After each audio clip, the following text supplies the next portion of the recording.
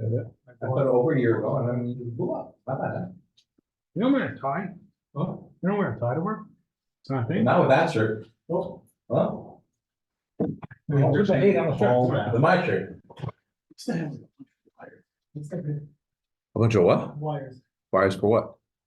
USB-C. Oh, and check around in the drawers. I don't know. She had me know. I could not believe it was letting you drop. No. You can find them on the office, but you can hear that.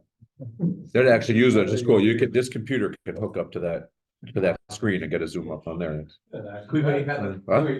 Where's the camera on the screen? I've never. Okay, first wait for someone to come onto the Zoom. No, the camera's on the computer, but they could view it. Anyone really mad stuff to know if that actually works. What? Like wire into the HDMI.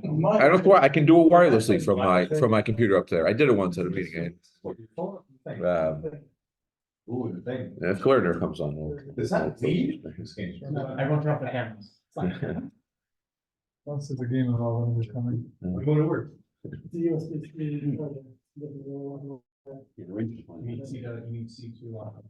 Is that where the island is? Oh. No, it's not. I knew we were Jetro. I didn't know we were an island.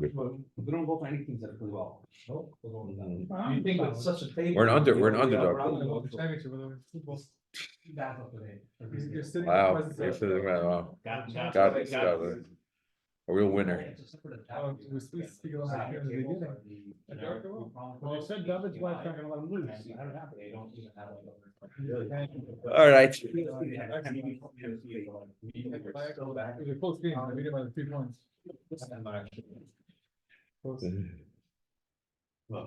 Good money, good money, Two people who start. What? good money. I don't wanna say how much, but let's just say almost. Let's just say you can sponsor kidney. Almost. I won't tell your wife how much you're into. Me and David. Side, Texted me Thursday night, he's like, whoever loses doesn't have to pay the guy, the winner. collusion.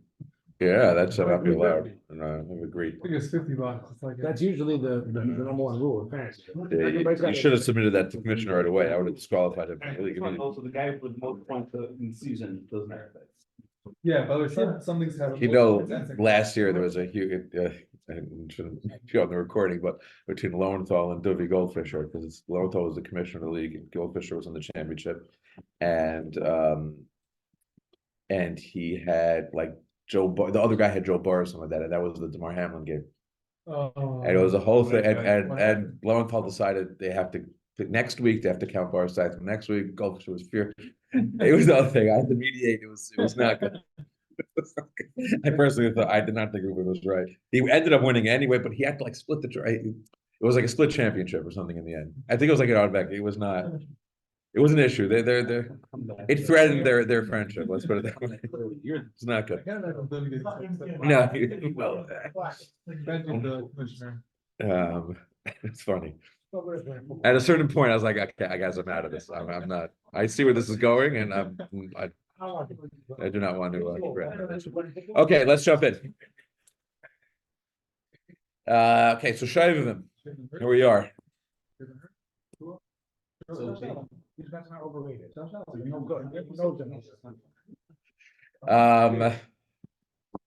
Hard to believe it's already the time of year. It's one of the kashas, I guess, for this time of year is what there's minhag seems to have developed of Shovivim Taras Mishpacha. What the connection is? You good?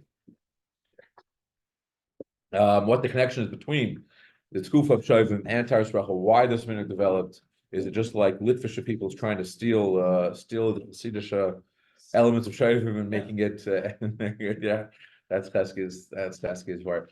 But minhag Yisrael Torah, if it developed into something, there's no marker for it. Listen, the marker for the earliest marker for Shovivim going back, 500-600 years, I think. We're not going back like a Yosher. We're not going back on Torah then.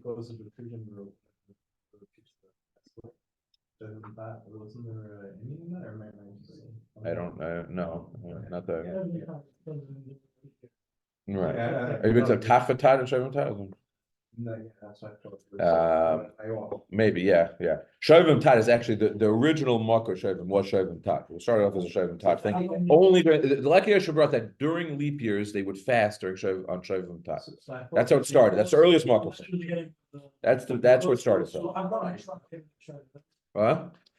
It developed from there, and it developed, of course, into not a tinus thing, into like everything, you know. Most of the children who passed away, that they. Yeah, I don't know. I'm not very much on that.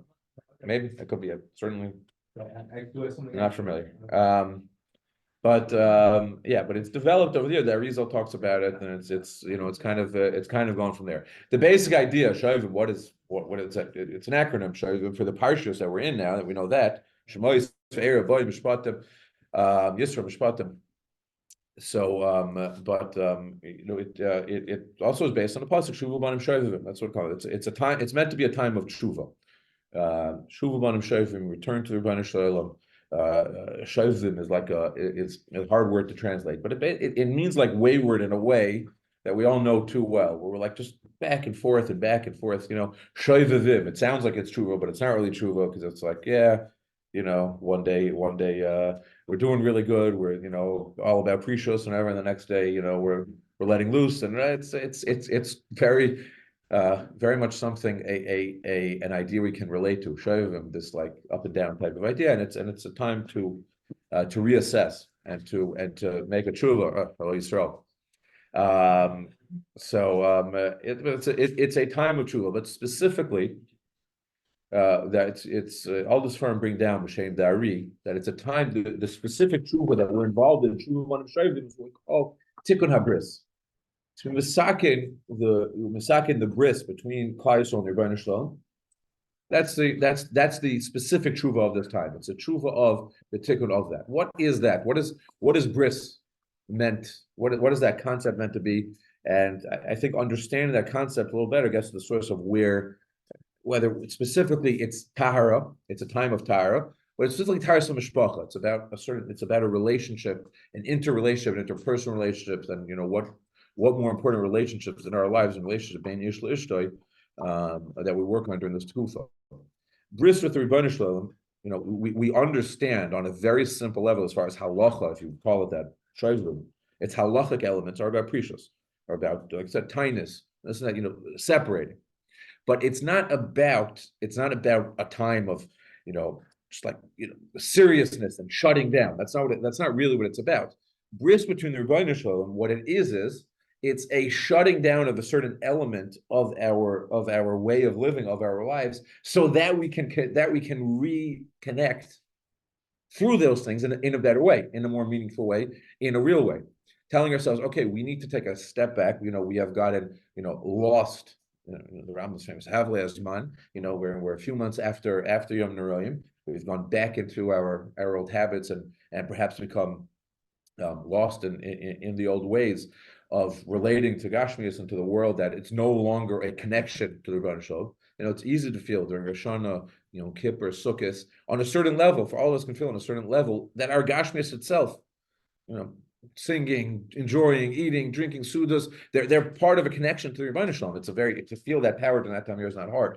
It's the rest of the year when it becomes hard in the depths of winter, when we're just living life. So it's about slowing things down so that we can reassess our relationship and reconnect to that bris with the Rebbeinu Shalom. What it is at its essence, to simplify the idea, I guess, it's about recognizing that our natural natiya is to use things in this world, use our own pleasures, use our own enjoyment, our own endeavors, not for connection, not for a purpose as outside of itself, but for a selfish, interpersonal, not interpersonal, an introspective, not introspective, but inside for ourselves. Maybe is that the I don't know. I'm not sure if that's the word. I'm not sure if that's a real word. Right, it was the wrong word to use, but whatever it is, the point is that to use it for that we end up using the things of this world, the tools that we're for our own endeavors, for our own things, for our own pleasures, for what we want, but that is our natural. But what we really should be striving for is to use it rather for connection to the original, to use it to relate to things outside of ourselves, to use those things as tools for connection rather than just pleasure and for our own purposes. I think this is at the core, at the essence of the challenge of marriage and of relationships in life.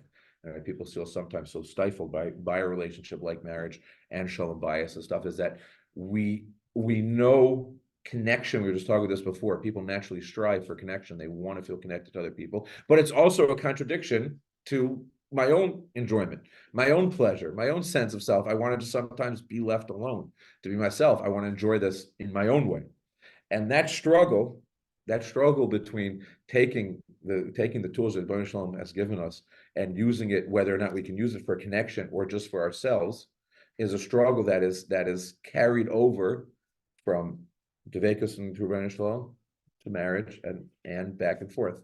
When we say that when a person is zoiche, when ish v'isha are zoiche, shchina shorei b'neim, it's not hyperbole. It is the etzem. It is when you are zoiche in that relationship and you learn to use all your tools, to use yourself and bring yourself over in a way that you don't feel stifled in a relationship with the wife, you can then carry that over to a relationship with your Rebbeinu Shalom and use it the same way. And use all those tools that Rebbeinu Shalom gave in the same way, but we train the relationships feed off each other. The more we can learn to relate to Rebbeinu Shalom that way, we can learn to relate interpersonally with people, and the more we can relate interpersonally in that way, in a non-selfish way, we can learn to relate to the Rebbeinu Shalom.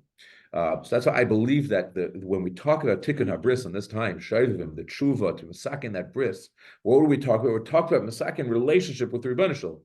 So we have to learn how to fix relationships. How to learn to fix relationships through fixing the relationship and the bias.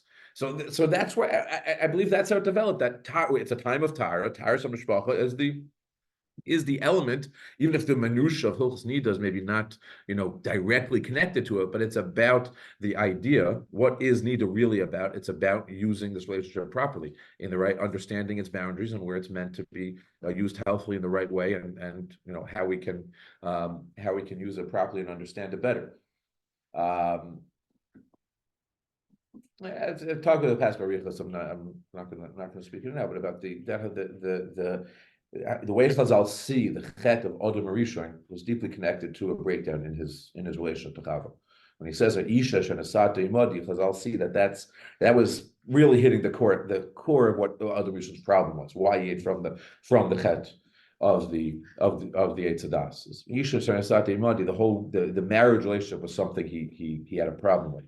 And the way the Rebbeinu Shalom went about it and set him up that way, he felt coerced into it. It wasn't. He was pushing back against that, and that was really at the core of what his breakdown his relationship with Rebbeinu Shalom, what his breakdown with the relationship with Rebbeinu Shalom is. So this is kind of the backdrop to what I believe is the essence of Shovivim, of what we're trying to do now, is trying to masakin our relationships, learn to relate interpersonally with people, and not use relationships just to have a better time, for us to enjoy ourselves, but to learn how to enjoy it together and how to be together with someone in that way. I think is the essence of this tkufa and the avodah of it. And we should all be zeicha to be successful in that avodah. It's not an easy thing. It's a lifetime. Marriage is a lifetime of work. Relationship with Rebbeinu Shalom is a lifetime of work. It's not meant to be finished. When you're the peak of your yeshiva and then it's all downhill from there. It's meant to be like we're meant to be more sophisticated about it. The more the greater life's challenges are, the more of an opportunity for us to rise to those challenges and grow. And even if we're not learning as much as we were then, and don't have the opportunities to have that pure connection to Rebbeinu Shalom, that we're busy with all sorts of things and children, Baruch Hashem, and whatever it is, but at the end of the day, it's just about deepening the opportunity for us to rise to the challenge of relationship with Rebbeinu Shalom. Okay, so to jump into a little bit of Hilchos Nida. A pretty crazy day today, so I did not really have time to prepare Baruch Hashem. The good thing about the shiur, or more like that, was I could basically say them in my sleep, so I think I should be good. But if I'm a little disjointed, you'll forgive me. Who feels like they would gain from a little bit of female anatomy discussion. And they're making it a little awkward, but I think it's important for these halachas to understand what is going on. No one's raising their hand, but I'm going to assume that everyone would raise their hand if they weren't embarrassed to jump into that and be like, "Oh, I'd love to hear about female anatomy." Well, yeah, the people on Zoom are Israel's. Yeah, this is not just disclaimer. This is not from any extensive college experience. This is basically from Google. But I think it is important, as I said, to understand halacha is basically what is happening in a woman's body on a monthly basis. So understand a little bit of what we're looking for helps to understand in halacha. The main difference, as shocking as it may be to the world, there is a key difference biologically between men and women, and it's and shocking. You don't have to be a biologist to know it. You can just Google it, and it's right there. I just got involved in politics, right? I stepped in it. But yeah, but yeah, okay. But the main difference is obviously in the reproductive organ. The main reproductive part of the reproductive organ is a woman's uterus. The uterus is where all this is happening. You don't need me to tell you that it is, the flois habardi in terms of the human body and what it is. The mystery of the human body is greater than the entire universe, essentially, and what it can, and the power of what it can produce, and how unique and specific it is. But the basic idea behind the way it's working is a woman's uterus, in order to be fertile for reproduction, it has to have blood in it. Blood is kedam hu nefesh, it is a life source. It is something fertile where life can grow and a miracle of life can come out of. But in order to have that, it has to have blood in it. Now, it's how does that happen? How does the blood just kind of sit there? Well, it goes through a process of essentially lining itself with dam, and that dam kind of congeals on the sides of the uterus. It's important to know this. It's not just blood there. There is other things there to help hold it in place. Mucus, tissue, whatever it is, whatever there are other elements there to hold in place. That's why often when a woman is having her period or bleeding, it's not going to look just blood red or not blood red. It's sometimes it's like there's a lot going on there. Like, what is this? This looks alien to me. Sometimes I'll get like newlyweds, so I'll come to child and I'll be like, help, like what is going on here? It's because it's not the same thing as having a nosebleed or getting a cut in your hand. It's complicated. Basically, that process is the beginning of the cycle we call the menstrual cycle. That lining of the uterus, it takes a certain amount of, I think, about 7 to 8 days for that to happen and for it to be ready to roll, for that process to complete. And obviously everybody's different. No two are the same. At that point, part of the amazing system that is the reproductive system is that it's very controlled by hormones. And it's, the hormones are there to essentially create the motion that's needed for the next steps of the process to go along. And there's fluctuations and decreases in hormones, and that's why women are susceptible to changes in their hormones during the monthly cycle. At that point, there's exactly what it is. I'm forgetting the name at this point, but the hormone is released that essentially sends a signal to the brain, which then sends a signal back to the ovaries that we're ready to go. The ovaries are at the top of the uterus. If you're coming up in the body, there are 2 tubes that go. At the end of the tubes are egg-shaped things that are called ovaries. What? The fallopian tubes. Yes, the ovaries release the eggs at this point. When they get that signal, we're good to go. Release the eggs. The eggs travel through the fallopian tubes to the central part of the uterus. That travel from the ovary to the uterus is very slow. It takes a few days. It's not those days are called ovulation. That's what's happening. It's the egg traveling from the ovary to the uterus. It's the most likely time for pregnancy to happen at that point in time. When they complete this journey, the eggs to the uterus, they kind of embed themselves in that lining, and they're ready to roll. But sometimes nothing's happening. There's nothing. They haven't had the male part of the equation to allow anything to happen. At a certain point in time, basically the body realizes nothing's happening. This was a dud. So we're going to restart. How does it restart? It sheds. Not just sheds its lining, comes out, and that's what a woman is experiencing when she's experiencing her period, is the shedding of that lining in order to start this process again. There's no reason scientifically, I don't believe they understand why that has to happen.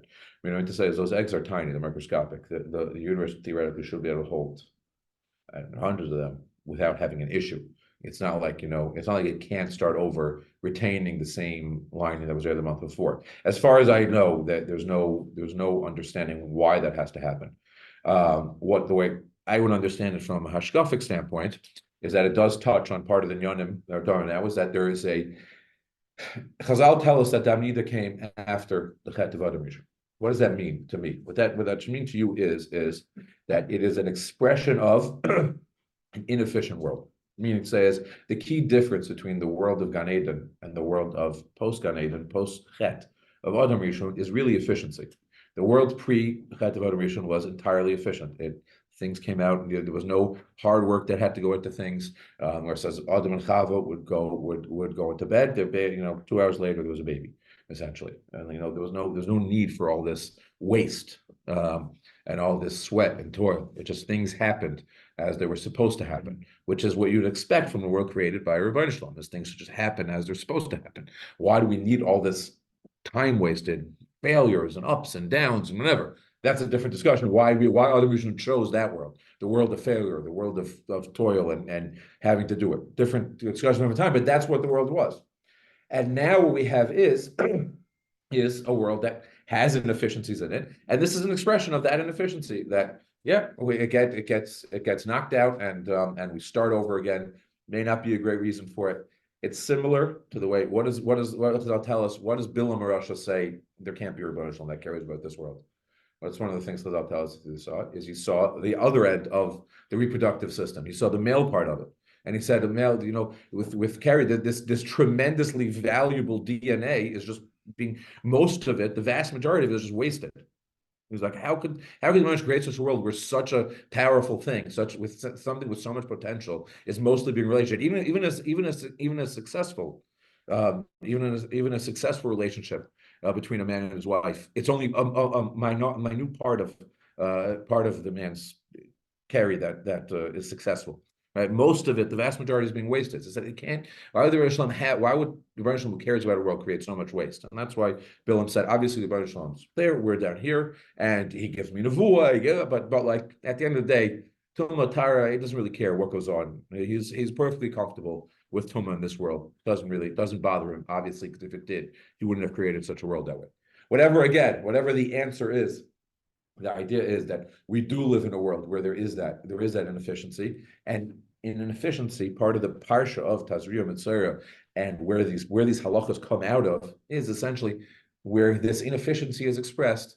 Tumah is expressed, and tumah is a vacuum of Tara. That's tumah. You had a potential for Tara.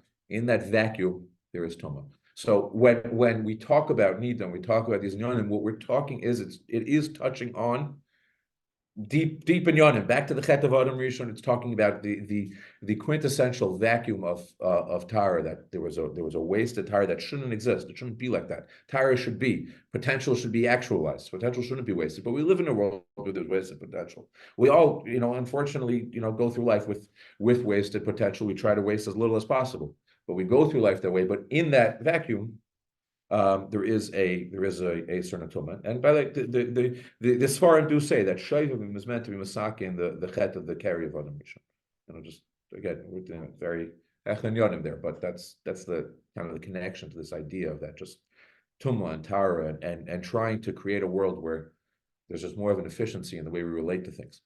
That's like a little bit of background. I always think it's very important on the side to tell people who are about to enter marriage and people who've married for a long time to remember that. And the truth is, I say this yesod that I'll tell you is, as I get older and a little more experienced, whether it's kids, marriage, just life in general, being a human being. This is how important this yesod is. That if your wife is complaining about Hilchos Nida, and women have a complicated relationship with Hilchos Nida, I think probably all know that by now. It's not. It's understandable. It's different, and it's very personal for them. If she's complaining about it, she's not interested in a vart from you about why, about Adam Rishon and Shovivim and this, that. It's not. That's not going to do it. Right. She's what she's telling you. Then there's none of this Torah is gonna help her and start Googling female anatomy, and it's not. It's what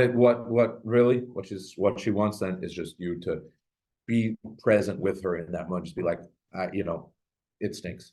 You're right. Wow.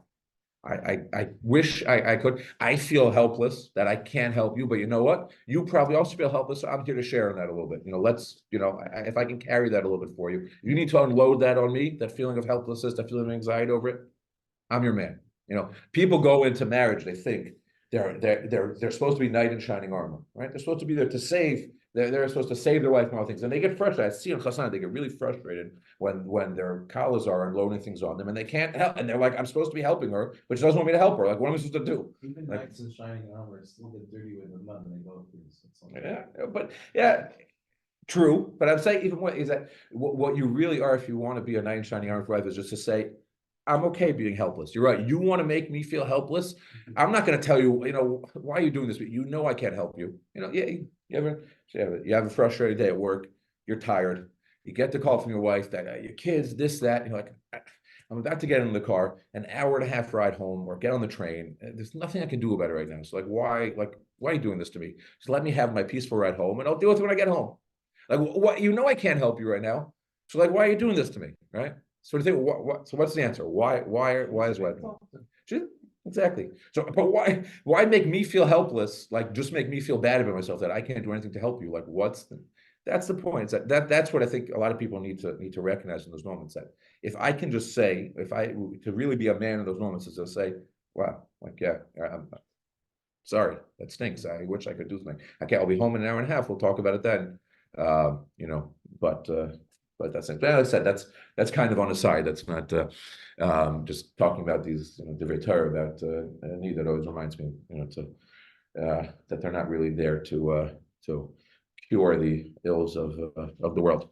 Okay, so now let's jump in. Now that we had with that little background, I hope no one ran for the door, so we're good. I had one chassan once when I did this, literally got white and had to go to the bathroom. I had to give him a cup of orange juice. He just couldn't deal with it. Baruch Hashem, happily married now, and he's a great guy. But I was a little worried at that point. I was like, I don't have to talk about it. Don't worry, they might leave the child. He told me, I said, just the talk of blood, he gets very weak around talk of blood. I was like, again, all right, this is gonna be a rough go. Going to the birthing or something. Yeah. Speaking ahead of time, I was in a meeting this week it was just me and some women about something, whatever it was. There are no yichud problems, but it was in an open place. But somehow someone's talking about breathing and how whatever, and one of them piped up and she's like, oh, during labor, this is how you're supposed to breathe or whatever. And they're all looked at me for my opinion on the matter. And I was like, you guys have to think I'm an idiot if you think I'm gonna weigh in. How dumb do you think I am? Come on, there's no way in heck I'm weighing in on anything having to do with labor. I'm in a room full of women. I am done. So yeah, you guys all get it at this point. Okay, so jumping in a sense, let's do a little bit of halacha talk. What is the parsha of Nida? Where is it? I know Avrami knows. Anyone else know? That's all right. There we go. You were one of Chasana? Did I teach you? Yeah, No. yeah, I did. I did Baruch Hashem. It's been. I'm semi-retired at this point. Yeah. But I usually ask Chasana the question to see if they know. Remember Teskey was? Right? Teskey definitely.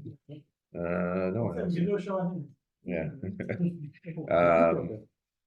But what? Transaction, yeah. Listen, I do it in my sleep at this point. It's evolved over the years. Yeah, I've updated over the years. A long time. Anyway, okay. Pasuk in Vayikra, in Parshas Mitzrayim, Perek Tesvav, Pasuk Yotes V'isha Kisi Yazava Dam Yazova B'Sara. This is defining what. This is definitive of what a need is. A woman who is Kisi Yazava. She is. Yazava means flow. Dam Yazova. Blood is flowing b'B'Sara. So one of the crucial question when it comes to Rabbanim, that like complicated questions that Rabbanim need to answer, has to do with, really, I'm not talking about bedikas. Bedikas is a whole different thing. We're not doing shimush and maris here now. We could talk about a little what maybe you should look for or whatever, but that's kind of a different parsha in terms of looking at a bedika and assessing, is there done there, is there not done there. But in terms of complex questions that come to Rabbanim, central comes from drashas that have to do with this pasuk and understanding how we understand the lumdus, how we pass on those drashas, how we understand the lumdus of them, and so on and so forth. So V'yishak says, Dam Yozov B'Sara. Omer Shmuel says, Dam Yozov B'Sara. What is B'Sara? So Shmuel says, Acha Targish B'Sara. She has to be, she has to feel it on some level. She just looks down, sees some blood there. That's not needed. Midiraisa at least. Get to the Rabbanans, maybe that we'll get to tonight. We definitely will get to tonight. We'll talk about it a different time. That's when the whole things with pennies come in and colored, not colored, and other Davashin Makabal Tuma. That's all in the Rabbanan question. Midiraisa though, so Shmuel Achatargis from Sarah, she has to be married. That's one drasha. Now, women nowadays, probably not, the vast majority of women do not actually feel when the dam is coming in. I don't know, whatever it is, whatever's happened that we could discuss, or what the idea is, they don't actually feel this hargasha. And whatever hargashas are discussed, in most cases, vast majority, if a woman is saying, I feel the dam coming out, they'll speak to her first, and they will try it out. But in the vast majority of cases, we're not dealing with active hargasha. They're not actually feeling it. So what happens? What makes Nisha need the rest? And Shmuel says you have to be margish, right? There's a concept comes from the Gemara called argishe v'lavadaitim. Felt it, but didn't realize. Sounds like an oxymoron, right? You can't. How can you feel something and not realize it? Either you feel or you don't.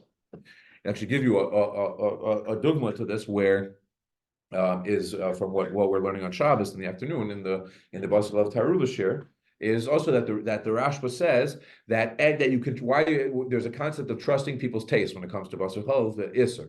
Why? What's in that money to trust people's taste? How do we know that they can really know if the taste is Dr. Rashba? Because if people don't taste it, it's not taste. So whatever I want to say, who says maybe it's there, maybe it's not there? How does taste determine bittul? He says because it's totally in Tom. Tom kicker is why we aser the food. If you can't taste it, it isn't taste. But FLPK, we pass nowadays that we don't rely on tima. Why? People don't taste it, they don't taste it, right? So the way I understand both these ideas is a similar type of concept that has to do just with the way the world is nowadays, and the way we are in life. Life is a lot more complicated than it used to be. Meaning we go through a day and we sense many more things. We're much more active. We're doing much more. We're traveling from Brooklyn to Manhattan on a train, and we're doing this and we're doing that. And also when it comes to other muscle, I've talked about when it comes to eating, the way we eat, the foods we eat are a lot more complex in nature than they ever used to be. You had a piece of chicken, a little bit of spice, a little bit, some oil. Maybe now it's 6 different. It's sweet and sour. It's general sour sauce with the orange sauce, with the everything just grows in complexity as life goes on and the way things are. Now, our brains are incredible computers. They can retain an incredible amount of information. But part of what makes their brains so incredible and efficient is that they're able to naturally just identify, okay, this is important. Let's file this. Let's focus on this. But it also filters out what's not important, what is just excess stuff. Like you can imagine what you have in your office, that miscellaneous folder, right? I'll just put it in the miscellaneous folder, and that's the one that keeps getting bigger and bigger, and it's got like papers flying out of it, and it's got probably the most important papers stuffed in it because you didn't realize, right? That's the miscellaneous folder in your thing that you never get to. That's kind of what goes on in our brain on a daily basis, that there's so much stimulation going on that the brain's just like, okay, miscellaneous, because it's got to focus on the meat. It's got to focus on the important stuff.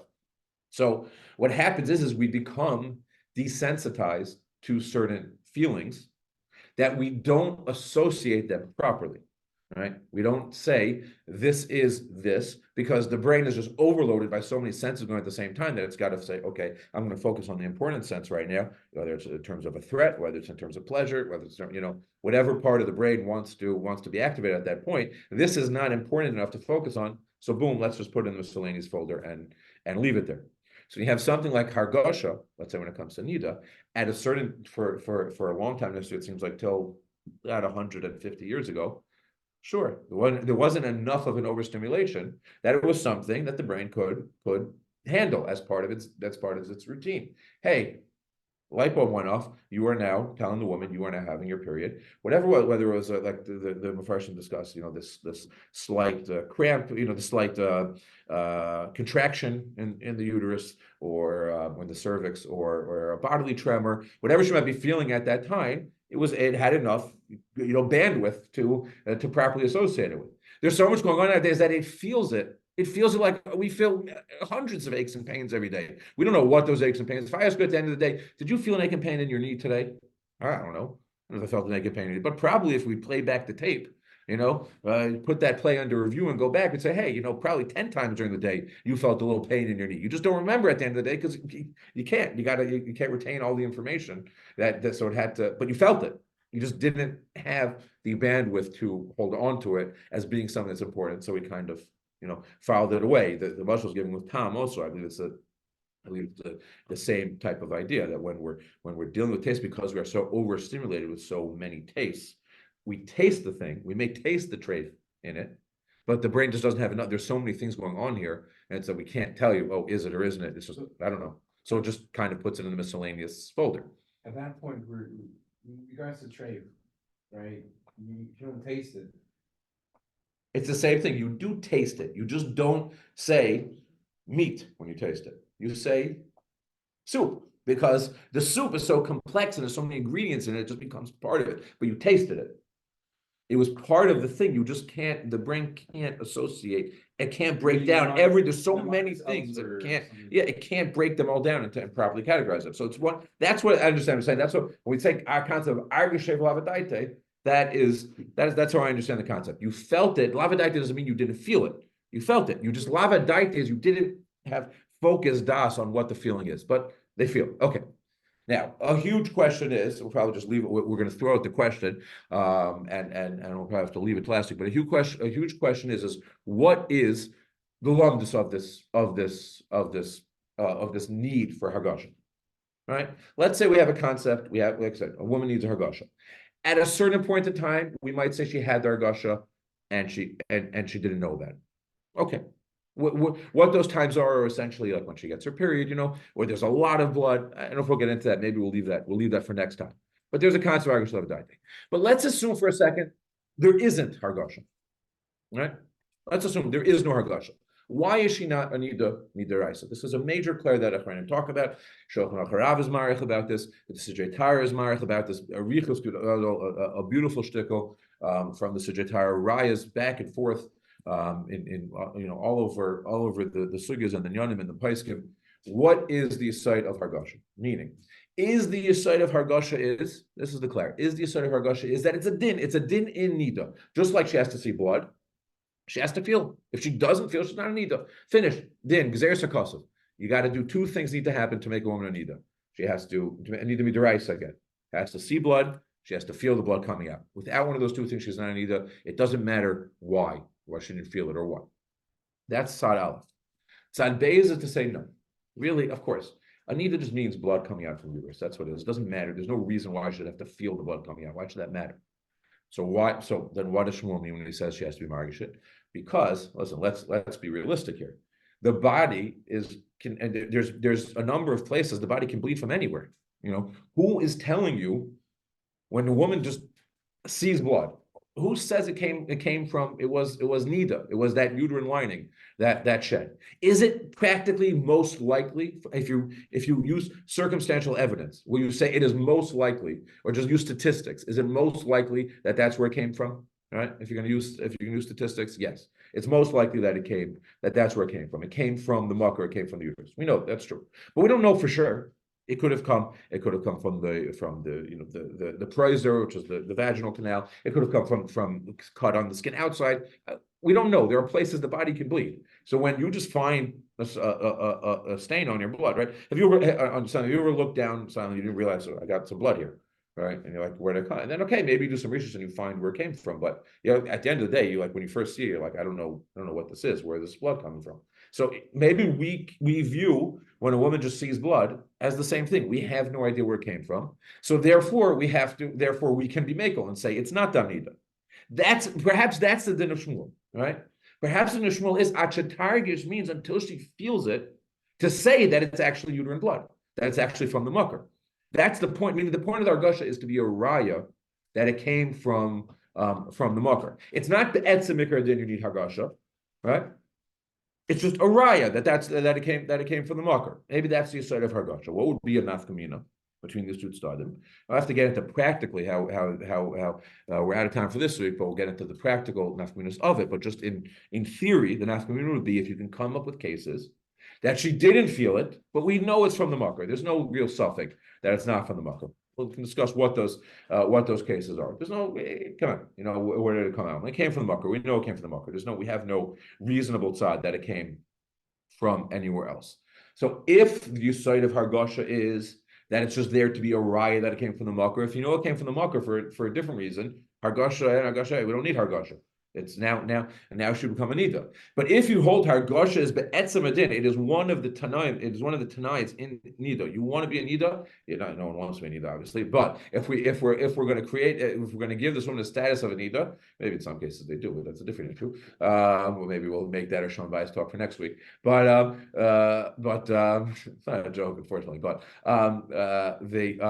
but if we are going to give an isha a status of nida, she needs two things. She needs dam from the mucker and hargasha. So it doesn't. So on that side, it doesn't matter that you know it came from the mucker. She didn't have hargasha. She would not be nida midiraisa. This is a central question of the Sujatara. Number of nafkaminas come out from how we land halacha l'maisa based on this question.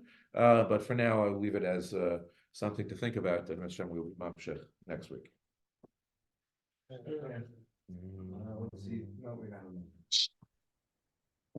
Cyril, you good? Yeah, thank you. Can you join the minyan over Zoom? Oh, those questions. We're back. I davened already. I'm all good. Gosh, so annoying. For all those guys, you said that they're gonna be hard. All right, I'll see. What's with that? Really.